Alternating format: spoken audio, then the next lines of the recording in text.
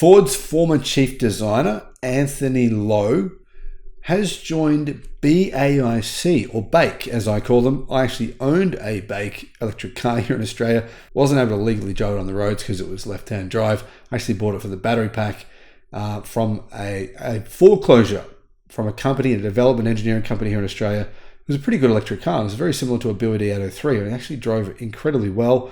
But they are really a pretty small player in the Chinese EV market.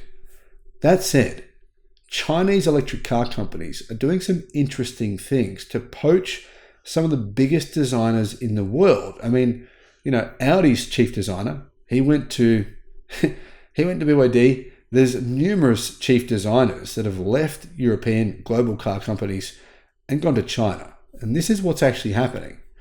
Hello, my friends. Welcome to the channel. I'm Sam Evans. You're watching The Electric Viking. Great to have you with us. And I personally am about to take delivery of, maybe 2 weeks from now, I think, of the new XPeng G6, which is obviously a Chinese car brand.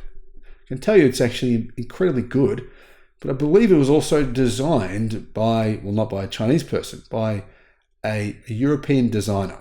Now, if you want to pre-order one, I'll put a link in the description below, and you can get a free car charger when you buy it. It's a really good value car.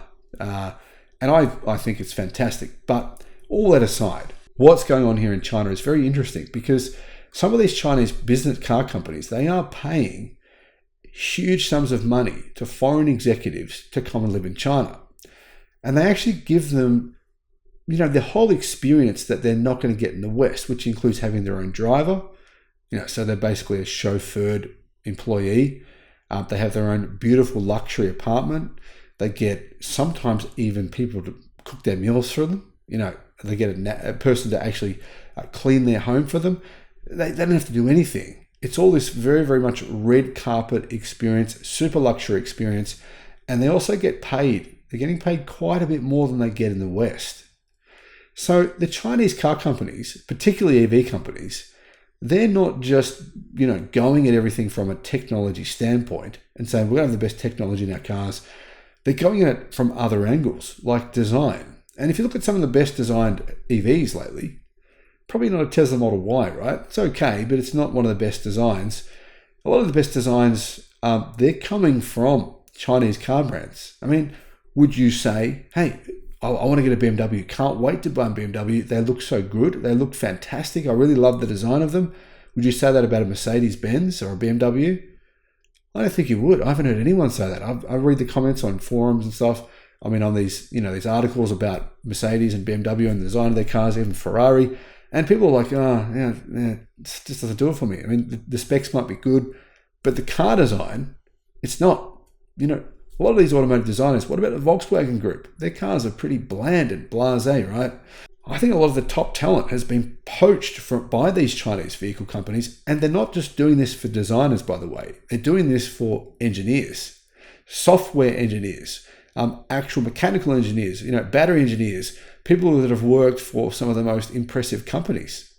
So this is all a little bit scary if you're a foreign automaker, if you're a legacy automaker, because you've got to compete with these companies now who are willing to pay quite a lot of money to poach the best talent from other companies. Now, the primary target here for the Chinese vehicle companies is actually not the West. It's actually Japan.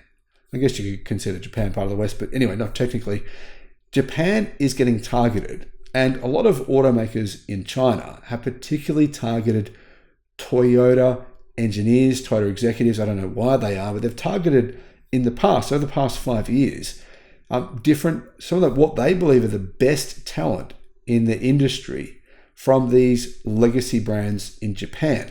Subaru, Toyota, Mazda, Mitsubishi, Nissan, etc. Now, I think this is happening a lot less now than what it was over the past few years, because the perception now in China is there's not really an advantage of doing that. But this really does open your eyes up to what legacy automakers are facing. If they do have someone come along who's exceptionally talented, well, they'll probably be working at Zeekr next year, right? Thanks for watching.